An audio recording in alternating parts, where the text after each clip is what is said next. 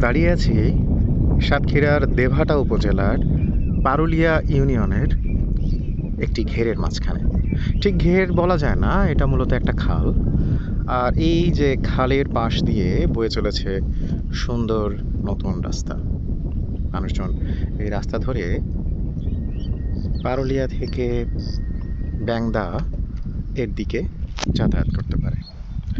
সূর্য পাটে বসেছে আর কিছুক্ষণের মধ্যেই সন্ধ্যা নামবে হয়তো।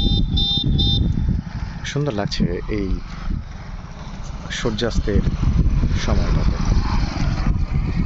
মানুষজন ব্যাংদা অভিমুখে রওনা হয়েছে এই রাস্তা ধরে।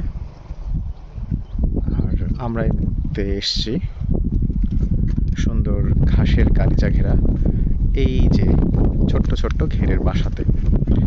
এই ঘেরের বাসাগুলো মূলত যারা ঘের তত্ত্বাবধান করে তারা ব্যবহার করে। আর এখানে এখন বইছে খুব সুন্দর বাতাস।